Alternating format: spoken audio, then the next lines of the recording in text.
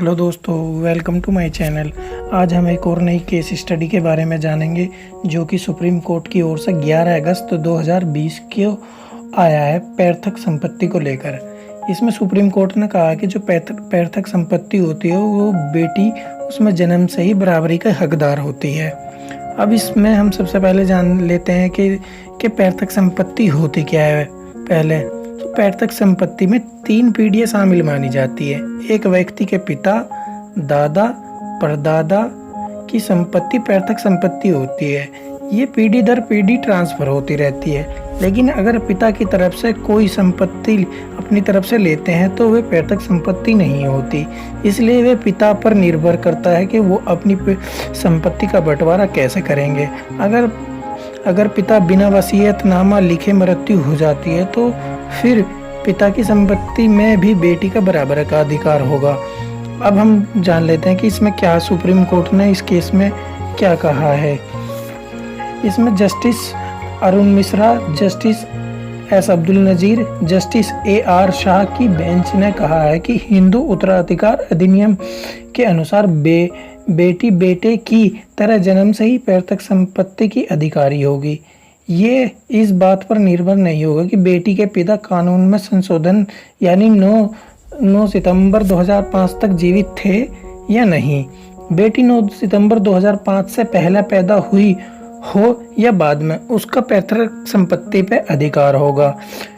अब ये 9 दिसंबर का क्या चक्कर है, पहले आपको मैं थोड़ा सा ये बता देता हूँ। इस दिनांक को हिंदू उत्तराधिकार अधिनियम 2005 लागू किया गया था। संसद हिंदू उत्तराधिकार अधिनियम में संशोधन किया था। हिंदू उत्तराधिकार अधिनियम 1956 की धारा 6(1) के अनुसार संशोधन में बेटी को बेटों की तरह संपत्ति में हमवारिस बनाया गया था। अब दिक्कत ये आ रही थी कि अगर बेटी के पिता 9 दिसंबर 2005 से पहले मृत्यु हो गई हो तो क्या होगा। क्या बेटी पैतृक संपत्ति का अधिकार होगा। इसको लेकर सुप्रीम कोर्ट में बहुत सारे मामले जमा हो गए क्योंकि बहुत सारी महिलाओं को इस कानून का लाभ नहीं मिल रहा था। कोर्ट से पूछा गया कि कानून में महिलाओं के अधिकार पिता के जीवित रहने पर निर्भर क्यों है। इसको लेकर सुप्रीम कोर्ट ने अपने बहुत सारे फैसले सुनाए, जैसे एक प्रकाश बनाम फूलवती 2016 में है। इस मामले में जजों की बेंच ने कहा कि संशोधन कानून 9 दिसंबर 2005 तक जीवित पिता और जीवित बेटी पर लागू होगा। फिर एक और फैसला आया था फरवरी 2018 में। इस मामले में जस्टिस AK सीकरी की अगुवाई की 2 जजों की बेंच ने कहा था अगर पिता की मृत्यु 2001 में हो गई है तो बेटी संपत्ति में अपना अधिकार मांग सकती है। अब फिर एक और फैसला आया 2018 में फैसला आया कि जिसमें RK अग्रवाल की अध्यक्षता वाली 2 जजों की बेंच ने 2016 वाले फैसले को प्रकाश बनाम फूलवती मामले को सही माना।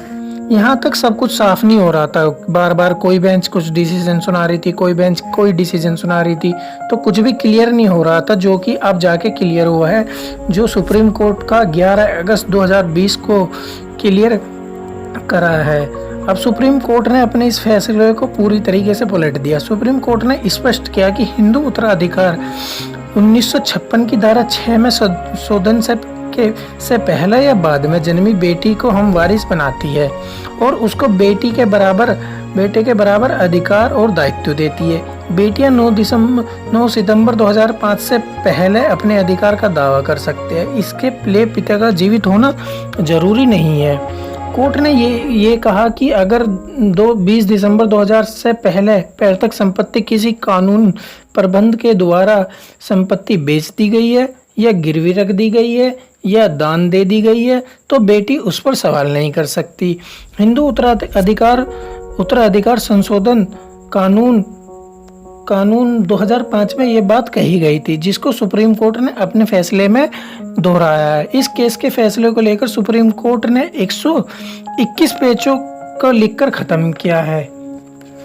अब 11 अगस्त को सुप्रीम कोर्ट ने अपने फैसले में 1996 में कही गई अपनी बात को दोहराया है। जस्टिस अरुण मिश्रा ने कहा था कि बेटा तब तक बेटा होता है जब तक उसकी पत्नी नहीं आ जाती, लेकिन बेटी आजीवन बेटी रहती है। आपको इस केस के बारे में क्या कहना है मुझे कमेंट बॉक्स में बताएं, और आपको ये जानकारी कैसी लगी मुझे ये भी कमेंट बॉक्स में बताएं। Thank you.